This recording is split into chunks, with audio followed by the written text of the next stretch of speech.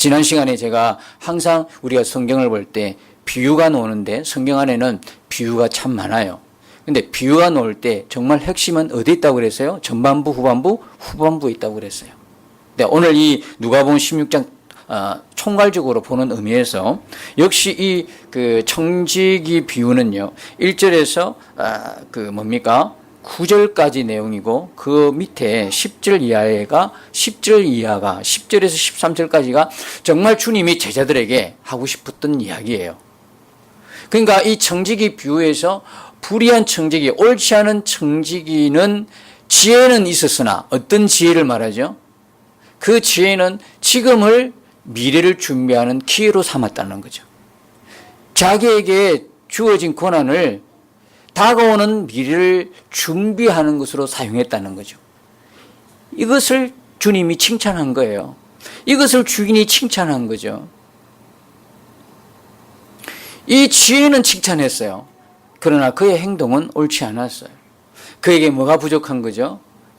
주인에게 충성하지 못한 것은 결코 본받을 만한 게 못 되는 거죠. 여러분, 우리가 주의 일들을 많이 하는 게 중요합니까? 아니에요. 주님의 일을 많이 하는 게 중요한 것이 아니라 주님의 뜻대로 하는 게 중요하다 이 말이에요. 순종이 더 중요하다 이 말이에요. 주님과 상관없이 주님의 일만 많이 하다가는 마태복음 7장에 나오는 것처럼 마지막 순간에 쫓김을 받을 수 있어요. 내가 너 모르겠다고 주님이 외면하는 사람이 될 수가 있어요. 오늘 그 신뢰도 놓아요. 부자가 그래요. 부자가 이름이 없어요. 여러분, 오늘 부자가 이름이 있어요? 없지요. 나사로는 이름이 있어요. 그런데 이 나사로의 뜻은 뭐냐면 하나님의 도우심이라는 뜻이거든요. 이 나사로는 일정한 직업이 있었는지 없었는지, 사업하다가 사업이 뭐 어떻게 됐는지, 가정에 있었는지 없는지, 그의 그 일거수, 그의 일투주, 그의 가정사, 그런 내막이 없기 때문에 전혀 우리가 추측할 수는 없어요. 그러나 지금 현재 나사로는 참 건강을 잃어버렸고, 그 다음에 돈이 없고, 정말로 누군가에게도 기댈 수도 없고, 또 누군가의 기도도 되지 못하는 참으로 안타까운 그런 인생을 살면서 부잣집 그 문에 떨어지는 음식, 그걸 그냥 이렇게 먹고 사는, 그야말로 그가 살아있을 때 누구 하나 기억도 하지 않았을 그런 인물이었단 말이에요. 그런데 그 인물에는 이름이 정확하게 나와 있어요. 나사로라고 하는 이름이 정확하게 나와 있어요. 그는 그 가난과 그의 병 때문에 그 마음속에 아마도 하나님에 대한 갈망은 너무너무 컸다 생각이 돼요. 그가 오래 살기를 원했을까요? 그가 정말 건강하게 회복이 되어서 오래 살기를 원했을까요? 한번 그의 마음속에 한번 들어가 보실래요? 그가 지금 병들었어요. 가난해요. 가족도 없어요. 누가 돌봐주는 사람 없어요. 이런 지경에 놓여 있으면 어떤 생각을 할까요? 하나님을 진짜 믿는다 그러면 하나님, 나 좀 빨리 천국으로 데려가 주세요. 날마다 이런 갈망이 있었지 않았겠어요? 그런데 반대로 한번 생각해 봅시다. 부자는 어땠을까요? 부자는 죽고 싶었을까요? 우리 생각에도 부자는 아마 죽고 싶지 않았을 거예요. 아마도 죽는 그 순간에도 몹시 괴로웠을 거예요. 왜 그래요? 흔히 부자들은요, 오래 살려고, 건강 유지하려고 좋은 건 다 먹기 때문에 죽는 순간에 고생하는 거 아십니까? 못 먹은 사람은, 영양이 부족한 사람은 죽어도 빨리 죽을 수 있어요. 그런데요, 이게 죽어야 되는데 이 몸이 죽지를 않아요. 너무 좋은 걸 평소에 너무나 많이 먹어놔서 이게 기능이 점점 살아나는 거예요. 사람은 죽겠고 기능은 살아나고, 이거 어떻게 했으면 좋겠어요? 그래서 여러분, 뭐 그냥 우스갯소리로 하는 이야기지만 건강기능식품 누가 뭐 좋다 너무 많이 먹지 마세요. 그냥 대충이라고 좀 미안하긴 한데 그냥 그렇게 사세요. 살다가 주님 오라면 기쁨으로 가면 제일 좋은데, 그죠? 죽고 싶은데 못 죽는 거야. 생명이 정말 계속 연장되는 게 좋을까요? 건강하게 오래 살아야 되지. 병들어 오래 사는 건 고생이잖아요. 본인도 고생이고 함께 있는 가족도 고생이고 다 고생이에요. 아마 부자가 그렇게 죽지 않았을까? 왜? 날마다 한 달에 한 번, 6개월에 한 번, 1년에 한 번도 잔치 부리기가 참 보통 사람이 힘든데 이 사람은 날마다 잔치를 부리는 인생이었어요. 옛날에 구약적인 복의 개념이 뭐냐면 구약적인 복의 개념은요, 그냥 물질의 복을 많이 받는 게 하나님의 축복으로 생각했어요. 이 구약적인 복음의 관점을, 구약적인 복의 그런 개념을 갖고 있는 사람은요, 돈을 베푸는 것이 아니라 돈을 계속 모아야 돼요. 왜? 돈이 많아야 하나님의 축복이다라고 생각하기 때문에. 하나님이 내가 한 일에 대한 응당한 대가를 이렇게 축복하셨다고 생각하기 때문에 돈을 쓰는 것이 아니라 베푸는 것이 아니라 자꾸 차곡차곡 창고에 모아놓기 시작했어요. 이 부자도 자기가 갖고 있는 이 부를, 재물을 하나님의 축복이라고 생각했을 거예요. 그리고 아주 떵떵거리며 날마다 잔치 부리고 그렇게 살았을 거예요. 참 안타까운 일이죠. 그런데 이 부자는 이름이 없어요. 이름이 없어요. 참으로 공평하게 죽음이라는 게 딱 찾아와가지고, 죽음은 누구도 피해갈 수 없잖아요. 모든 부자나 가난한 사람이나 정말 공평한 건 죽음이죠. 죽음은 누구에게나 있잖아요. 누구에게. 그 죽음도요, 올 때는 순서가 있는데 갈 때는 순서가 없더라고. 이번에 장례를 치르면서 더 절실히 느꼈어요. 더 절실히. 그런데 이번 장례를 통해서 뭘 알았냐면요, 정말 예수 믿고 죽는 게 얼마나 큰 축복인가, 그걸 다시 한번 알았어요. 일찍 가고 늦게 가고 그게 문제가 아니고요. 그래서 그 장례식장에서 저를 더 안타깝게 한 것은 이미 하나님 품에 안긴 사람은 그걸로 육체의 이별 때문에 슬프기는 해도 그걸로 끝난 거 아니겠어요? 죽고 난 이유를 어떻게 하라고? 그런데 문제는 정말 애도하고 불쌍히 여기고 젊었을 때 정말 일찍 갔다고 하는 그 안타까움이 충만해서 울기는 하는데, 그 영혼이 그렇게 위로하고 울어주는 문상원 그 영혼들이 예수를 지금 알지 못한다면 그가 그 죽은 그 사람보다 더 오래 산들 그게 무슨 복이 되겠냐고. 그러니까 제가 정말 전하고 싶었던 주님의 마음은 이미 천국에 주님의 품에 안긴 그가 아니고 문상을 왔는데 하나님을 알지 못한 그들에게 내 마음의 모든 초점이 맞추시더라고요. 결국 하나님께서 기회를 주셔서 마지막 예배에서 정말 전도 설교를 하게 됐는데, 전 제 눈에는 그게 안타까운 거예요. 안 믿는, 예수 안 믿고 지금 스스로 이것이 잘 살아가는 것처럼 착각하고 있는 사람들 보면 안타까움이 그냥 북받쳐 오르는 거죠. 부자는 이름이 없어요.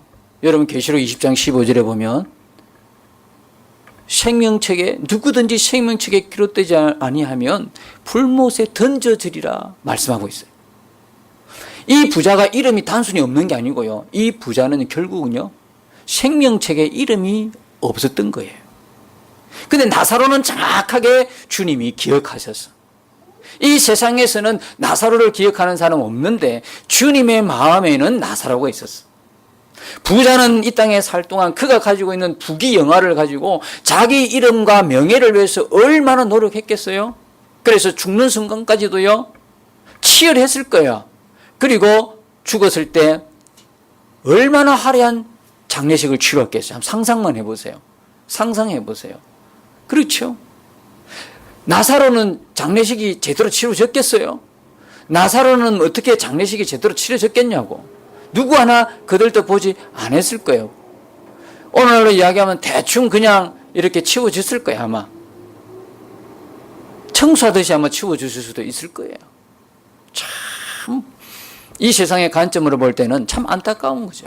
안타깝고 불쌍하죠. 나사로가. 부자는요 화려했어요. 장례식장에 아주 그냥 화환도 오늘 아침에 많이 왔고 유명한 인사 다 왔고 수많은 사람들이 문상을 왔을 거예요. 유명했으니까. 그런데 그의 이름은 생명책에 기록되지 않은 채 죽었어요. 죽고 나니까 상황이 완전히 상황이 반대가 된 거예요. 그가 지금 떨어지고 있는 곳은 불못에 떨어진 거예요. 지옥 불못에. 그래야 계시록 20장 15절 말씀이 정확한 거예요. 생명책에 누구든지 기록되지 않으면 다 불못에 던져지리라. 나사로는 아브라함 품에, 그리고 부자는 불못에. 여러분, 하나님 말씀은요, 그냥 흘려보낼 게 한마디가 없어요. 정확해요, 하나님 말씀은. 그래서 이 말씀은 듣고 이 말씀 무시하고 그런 말씀이 없어요. 그 말씀들이 우리가 그리스도의 심판대 앞에 갔을 때에 우리가 평소에 무시했던 말씀, 아니 피하고 싶었던 말씀, 내게 너무 부담스럽던 말씀들이 그 심판대에서 내 앞에 보여질 날이 올 거예요. 아, 이건 내가 부담스러워서 피해갔는데, 아니요, 그 피해갔던 그 말씀이 심판대에서 내게 주님이 어쩌면 보여주실 거예요. 하나도 하나님 말씀은 우리가 무시해서는 안 되는 거예요. 자, 여기서 보면 주님께서 이 비유를 통해서 하시고자 싶은 말씀은 충성이었어요.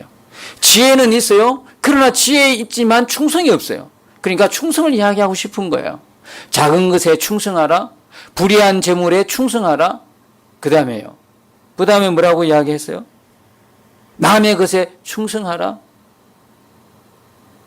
그럼 결국 제자들에게 이야기한 것은 지혜롭고 충성스러운 청지기가 되라, 이런 이야기죠. 여러분, 남의 것, 우리 것이 없는 걸 여러분 인정하십니까? 디모데전서 6장 7절의 말씀처럼 올 때도 갈 때도 아무것도 가지고 오지도 않지만 가지고 가지 못한다는 걸 인정하십니까? 우리 것이 없다는 걸 인정하세요? 내 것이 없다는 걸 인식하는 게 얼마나 중요한지 여러분 아십니까? 지난번에 말씀드렸어요. 여러분, 재산이 있어서 자기 집이 있는 분들은 등기부 등본을 떼보시면 안다고 그랬잖아요. 등기부 등본에 보면 이전에 주인들이 있어요, 없어요? 있죠. 그리고 내 이름도 있어요, 없어요? 있죠. 다음 칸이 있어요, 없어요? 있죠. 무슨 이야기예요? 결국 이 집도 내 것이 아니라는 이야기예요. 여러분, 주머니에 있는 돈 보세요, 돈. 이 사람 저 사람 만졌던 돈이에요? 무슨 의미예요? 내 것이 아니라는 거예요. 언젠가 이 돈은 남의 손에 들어간다는 거죠. 그것뿐인가요? 내 생명은 내 것인가요? 여러분 생명 같으면 여러분 언제 죽을지 알아야 되잖아요. 언제 시작하고 언제 죽을지 알아요? 몰라요? 모르죠. 한 치 앞을 내다보지 못해요. 생명까지도 내 것이 아니라면 여러분, 생명보다 귀한 게 어디 있겠어요?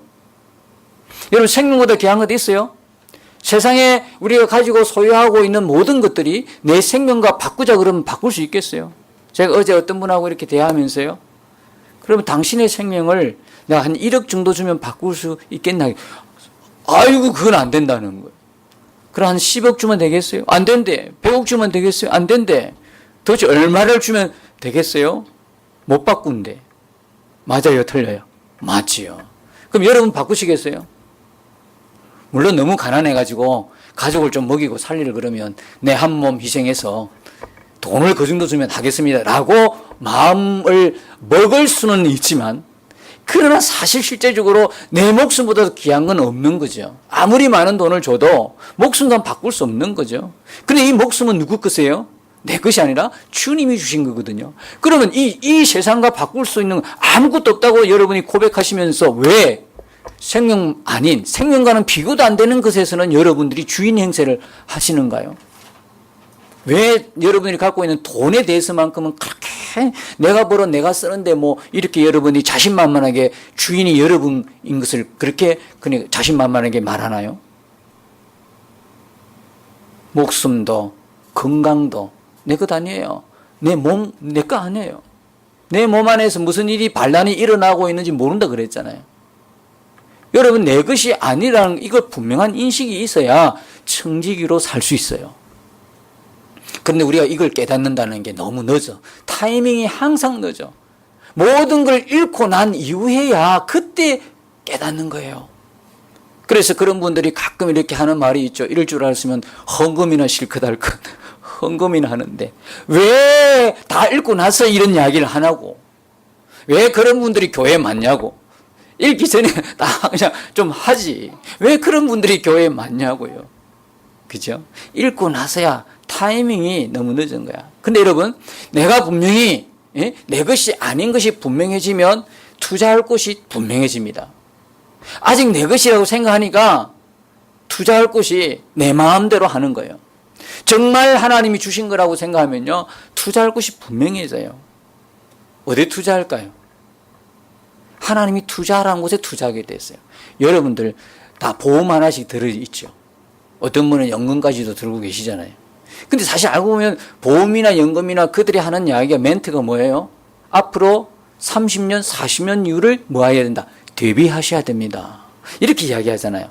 그러면서 내가 젊지만은 30년 뒤에, 40년 뒤에 얼마나 어려운 상황이 올 것인가에 대해서 계속 주지시키죠. 힘 빠지고 늙어서 할 일도 없을 때 그럼 누가 먹이고 살리느냐 뭐 이렇게 계속 그냥 그렇게 하면서 정말 우리를 불안하게 하고 두렵게 해서 결국은 의지하도록. 그래서 보험 들고 연금 들지 않나요? 근데 그거 길어도 30년, 40년이에요. 300년짜리 없나요? 400년짜리 없을까요? 3000년은 보장될 수 있는 게 없을까요? 없지요. 그러나 우리의 생명이란 게 30년, 40년으로 끝나는 게 아니잖아요. 30년, 40년이 아니라 300년, 400년도 아니고 3000년, 4000년 후에도 보장되는, 아니 영원토록 보장되는 하나님의 투자처가 있어요. 그게 뭐예요? 하늘나라의 보물을 쌓는 거죠. 그래서 누가복음 12장 33절에 보니까 너의 소유를 팔아서 구제를 하여, 그죠? 낡아지지 않는 뭐요?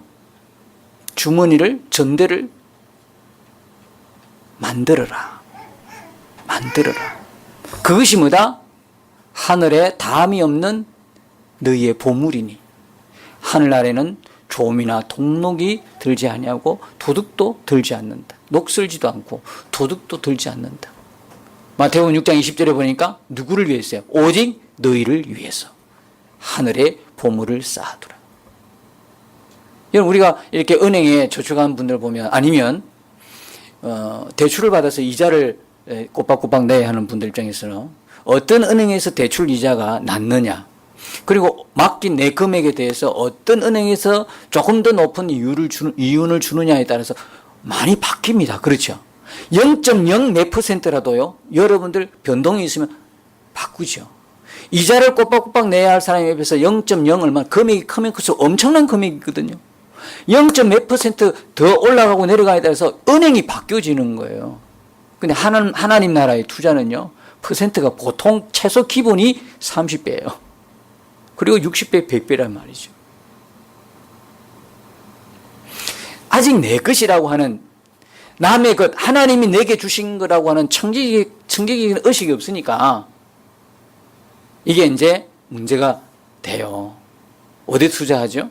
이 땅에 끝으로 끝날 것에 투자하는 거예요. 하나님이 우리가 쓰라고 열심히 일해서 건강 주셔서 열심히 벌어서 수익을 얻게 하시고 우리 가정과 자녀들을 교육시키고 우리를 위해서 쓰라고 주시고요. 남는 잉여는 하나님 우리에게 맡겨주신 거잖아요. 나 대신에 너가 쓰라고. 나 대신에 너가 내가 필요로 하는 곳에 쓰라고. 그게 뭐냐면 9절에 16장 9절에 나오는 것처럼 불의한 재물로 뭐를 사게라? 친구를 사게라는 거예요. 사람을 위해서 아낌없이 투자하라는 거예요. 영혼을 위해서, 구원을 위해서 아낌없이 투자하라는 거예요. 그게 뭐냐? 결국 너희들을 그들이 영접할 거다 이야기는 그들로 인해서 구원받는 게 아니고 벌써 그렇게 하는 행동 자체가 뭐예요? 지혜롭고 충성스러운 하나님의 청지기라는 거예요. 그 믿음 안에 확고히 서 있기 때문에 당연히 그 사람들은 어떻게 해요? 주님이 영접하시죠. 그리고 그들이 천국에 갔을 때 여러분의 그것으로 여러분의 것이 아니라 하나님 맡겨주신 것으로 하나님 뜻대로 썼을 때 그들이 그것으로 구원받은 사람들이 어떻게 해요? 하나님 앞에 가서 저분으로 인해서 선교를 받고 그리고 이렇게 복음을 받아들여서 구원받았습니다. 그때 그들이 주님 앞에서 정인이 되어 주시는 거예요. 이렇게 되어라는 거예요. 이렇게 되라고 하는데 여러분 바리새인들은 듣고 뭐라고 했습니까? 코웃음을 쳤습니다. 웃기네. 웃기는 소리 하네. 그랬어요. 여러분 이렇게 되면 바리새인들이 듣고 회개했어야 되는 거예요. 오늘날도 마찬가지예요. 돈에 대해서 집착하고 돈을 사랑하고 돈 하는 사람들은 이런 메시지, 이런 설교를 들으면 그거 당신 거 아니에요. 하나님이 당신에게 맡겨주신 거예요. 하나님 뜻대로 쓰셔야 돼요. 지혜롭고 충성스러운 청지기가 되셔야 돼요. 그러면요 코웃음 쳐요. 속으로. 웃기네? 그래요. 웃긴다고. 바로 그래서 14절에 보니까 바리새인들이 비웃었어요. 아니 그 이야기 듣고 회개해야 되는 거 아니에요? 회개했어야 되는 거죠. 근데 회개하지 않고 비웃었어요. 왜 그랬을까요? 14절에 정확하게 나오죠? 바리새인들은 뭘 좋아했어요? 돈을 좋아했어요. 돈을 좋아했어요. 돈을 사랑했어요. 여러분 돈 자체가 문제가 아니라 돈을 좋아하고 돈을 사랑하는 게 문제인 거예요. 그러니까 그것을 너무 잘 알기 때문에 13절에 뭐래요? 하나님과 재물을 겸하여 섬길 수 없다. 그들의 겉으로는 정말 예수 잘 믿는 척 했어요. 사람들에게는 어려운 척하고 잘 믿는 척 했다고요. 그러나 주님은 마음의 중심을 보시잖아요. 찬송가 259장에 예수 십자가 흘린 피로서라는 찬송이 있잖아요. 후렴에 보면 뭐예요? 죄가 어디에 숨어 있어요? 마음속에 숨어 있다는 걸. 마음속에 여러 가지 죄와 깨끗이 씻김 받았느냐? 이렇게 물어보잖아요. 겉은 몰라요. 겉을 봐서는 모른다니까요. 겉은 정말 예수 잘 믿는 거죠. 근데 속에는 예수를 믿는 게 아니라 뭘 믿어요? 돈을 믿어요. 하나님과 재물을 겸하여 섬길 수 없다. 이 돈의 영향력이 얼마나 컸던지요. 하나님 자리에 돈이 있어요. 하나님과 돈이 동등하게 지금 위치에 서 있다고요. 여러분 이 이야기는요. 예수 안 믿는 세상 속에 있는 사람 말하지 않아요. 예수 믿는다고는 우리에게 지금 주시는 말씀이라고요. 우리도 예수 믿는다고 하지만 사실 하나님 믿는다고는 겉으로는 하나님 믿어요. 속으로는요. 다 재물, 돈의 정신 다 뺏겼어요. 돈을 사랑해요. 돈을 좋아해요. 돈을 우상처럼 섬기고 있다는 경고예요. 그럼 그 경고를 들었으면 바리새인 회개해야 되는데 회개는 그냥 코웃음치고 비웃어요. 오늘날은 없을까요? 여러분은 어떠세요? 여러분은 어떠냐고요? 여러분 이 이야기 들었을 때 어떠냐고. 여러분도 바리새인처럼 비웃겠어요? 그래서요 예수님이 오늘 마지막 부분 16장 끝에서 19절에서 31절까지 그 유명한 부자와 나사로 이야기를 하신 거예요. 여기에 초점은 부자에게 있어요. 다시 말하면 이렇게 말했는데도 불구하고 이렇게 지혜롭고 충성스러운 청지기로 살라고 주님 말씀했는데 이렇게 살지 못한 결과가 이것이다라는 거예요. 결론적으로 이야기하면 우리에게 맡겨주신 것 우리가 주인처럼 행세하고 주님의 뜻대로 사용하지 않았을 때 그의 결과는 어디예요? 주님이 그를 기억하지 않는 사람으로 영원한 지옥으로 심판의 대상이 된다는 거예요. 그럼 왜 그렇게 못 살았을까요? 믿음이 없는 거죠. 예수님에 대한 믿음은 전혀 없는 거예요. 예수님이 자신의 주인이요 왕이라고 하는 인격적으로 주님을 만난 일이 없어요. 그냥 근성으로 교회 다녔고 근성으로 예배했고 근성으로 신앙한 거예요. 이 부자와 나사로 이야기가 그 이야기예요. 천국과 지옥의 이야기를 하면서 초청의 날 주 본문의 말씀이기도 하지만 더 중요한 것은 그 천국과 지옥의 말씀이 아니라 이렇게 살았을 때 이렇게 된다는 이야기. 얼마나 주님께서 디테일하게 비유도 말씀하시고 실제적인 사건도 이야기하시면서 너희는 어떻게 살아라? 지혜롭고 충성스러운 청지기로 살아라. 그렇게 우리에게 말씀해 주시는 것입니다. 여러분 이 부자가 왜 지옥 갔을까요? 부자라고 다 지옥 가나요? 그럼 가난하면 다 천국 가나요? 그게 아니라고 그랬죠. 가난한 나사로에게는 주님을 향한 믿음, 갈망이 있어요. 부자는요, 돈 때문에 뭐 했어요? 돈 때문에 하나님에 대한 믿음이 없는 거예요. 다시 말하면 나사로는 건강 잃고 돈 잃은 대신에 누굴 얻었어요? 하나님을 얻었어요.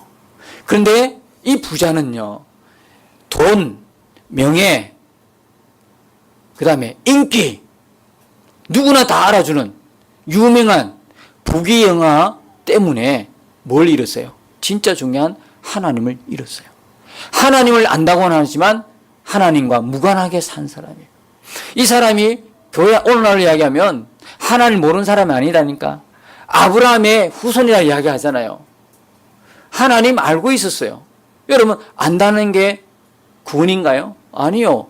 우리가 하나님을 안다는 이야기는 단순하게 정보로 지식적으로 안다는 이야기 아니에요. 하나님을 안다는 것은 하나님과 내가 교제, 관계를 맺고 있다는 이야기예요. 친밀한 관계. 그분이 내 안에, 내가 그분 안에, 이걸 안다라고 표현하는 거예요. 근데 이 사람은 단순하게 지식적으로만 알았어요. 교회 나가도 돈이 많으니까 큰 소리 짓겠죠. 또 이분이 또 교회 오면 아주 좋은 자리에 다 앉혀놨을 거예요. 누구나 봐도 다 알 수 있는 그 자리에. 그리고 이분 한마디 하면 교회가 들쑥날쑥했어요. 모든 결정은 이분 한마디에 달려있어요. 그만큼 돈이 많아서 영향력이 많았다. 돈의 영향력은 크죠. 영혼까지 좌지우지하잖아요. 그러니까 그가 준 청지기로의 돈의 사용이 아니라 그의 이름을 날리기 위해서, 그의 영향을 행사하기 위해서 돈을 썼던 거예요. 그는 하나님은 알고 있으나 하나님과는 전혀 무관하게 산 불신의 사람이었어요. 그가 진짜 하나님을 안 믿었기 때문에, 돈이 우상이었기 때문에, 돈을 믿었기 때문에 그는 지옥 갈 수밖에 없는 거죠. 당연히 지옥 간 거죠. 돌이켰어야 되는데 마지막 순간까지 회개하지 않았어요. 그가 많은 재물 때문에 영혼에 무관심했어요. 그가 지옥 갈 수밖에 없는 이유예요. 그리고 그가 돌이키지 않았어요. 여러분, 회개란 것은요, 회개합니다 한다고 해서 끝나는 게 아니에요. 회개는 어떻게 해요? 어디까지 가야 돼요? 행동의 변화, 생각의 변화, 철저하게 돌았을 때. 여러분, 예수 믿습니다 그렇게 한다고 예수 구원받는 거 아니에요. 뭐 해야 돼요? 철저하게 이제부터 예수 믿는 것이 무언가를 여러분의 삶의 변화로 나타나 보여야 되는 거예요. 회개도 그렇고 결단도 그렇고요. 예수 믿는 것도 그래요. 삶이 완전히 턴하는 거예요. 유턴하는 거예요. 바뀌어지는 거예요. 그의 지옥 갈 수밖에 없는 것은 그의 생명책에 제가 조금 전에 된 이름이 기록되지 않아요. 결국 이렇게 살면 이렇게 된다는 것을 결론적으로 주님이 우리에게 말씀하시는 건데, 여러분, 참 중요한 것은 세상 사람들은 이야기할 때 건강을 잃으면 조금 잃었고, 명예를 잃으면 많은 걸 잃었고, 그 다음에 뭘 잃으면, 돈을 잃으면 조금 잃었고, 건강을 잃으면 많은 걸 잃었고, 그 다음에 뭘 잃으면, 건강을 잃으면 전부를 잃었다, 이렇게 이야기해요. 그죠? 재물과 돈과 뭐예요 또? 명예와 건강을 잃으면 다 이렇게 잃었다고 그러거든요. 건강을 잃으면 다 잃었다 이야기해요. 그런데 여러분, 그건 말은 틀린 말이에요. 왜 틀렸을까요? 하나님을 잃으면 전부 다 잃는 거예요. 여러분, 내가 돈을 잃었어요. 그 다음에 명예를 잃었어. 건강을 잃었어. 그런데 하나님을 얻었어. 그러면 세상 사람이 생각할 때는 이 사람 실패한 사람 같이 보이죠? 하나님은 이 사람을 기억하는 사람, 성공한 사람이에요. 그러나 돈 얻는다고, 명예 얻는다고, 건강 얻는다고 하나님을 잃었다면 세상 사람들이 생각할 때는 성공해 보이나 하나님 앞에는 이름이 기억되지 않는, 결국 실패한 인생이 되는 거예요. 근데 그 출발점이 뭐예요? 모든 것은 주님의 것이라는 것에서 시작되는 거예요. 우리가 하나님 앞에 부자가 되도록, 돈 많은 부자가 되도록 부름을 입지 않았어요. 뭐로 부름을 입었을까요? 하나님과 이 땅에 살 동안 동행하도록 우리를 불러주셨어요. 그렇다면 주님과의 동행의 가장 첫 번째 인식이 뭐냐면, 모든 것은 주님의 것입니다. 주님으로부터 왔다고 고백하는 것에서 시작되는 거예요. 만약에 그것이 되어지지 않으면 재물에 대한, 돈에 대한 욕심, 돈에 대한 어떤 그 애착, 돈을 사랑하게 되면 주님과 동행할 수가 없어요. 동행이 되어지지 않아요. 첫 번째 우리의 생각은 모든 것은 주님께. 그래서 여러분들 예수 믿으면 뭐부터 바뀌냐면 루트가 이야기를 세 가지 회심이 일어난대요. 세 가지 변화. 첫 번째는 머리에 변화가 일어난다는 거예요. 정신의 변화죠. 생각이 바뀌는 거예요. 가슴의 변화요. 마음이 바뀌어지는 거예요. 세 번째가 뭐예요? 지갑에 변화가 일어나는 거예요. 지갑이 회심한다는 거예요. 모든 것이 하나님의 것입니다. 그 이야기는 누구나 다 할 수 있어요. 근데 정말 중요한 거 하나 남았어요. 내 지갑에 돈은 하나님의 것입니다. 이 고백하기는 쉽지 않다는 거예요. 여러분, 이 고백이 왜 쉽지 않을까요? 주님보다도 더 사랑하는 것이 돈이기 때문에 그런 거예요. 그러니까 주님과의 동행에서 가장 우리를 동행하지 못하게 하는 게 모든 소유가 주님께로부터 왔다는 이 고백, 모든 것이 주님의 것이다, 내 것이 아니다라고 하는 인식, 이 자체가 없어지면 주님과의 동행은 결단코 쉽지 않다는 이야기예요. 사랑하는 성도 여러분, 오늘 우리가 이 부자와 나사로 보면서 뭘 느낄 수 있나요? 우리는 세상에 이르도 하나님을 얻게 되면 성공한 인생으로 살게 되는, 하나님을 기억하는 인생으로 살게 되는 거예요. 모든 것은 주의 것이고 주님으로부터 왔어요. 이 말씀을 통해서 정말 주님과 동행하는 지혜롭고 충성스러운 청지기로 우리를 부르셨다는 것을 기억하시고 오직 주님의 뜻대로 우리의 가진 모든 것들이 쓰임받게 되기를 주님의 이름으로 축복합니다. 그런 사람으로 우리를 불렀다는 사실을 기억하시면서 우리가 늘 모든 것에 대한 하나님의 주권을 인정하며 사는 복된 저와 여러분의 남은 인생이 되시기를 예수님 이름으로 축복합니다.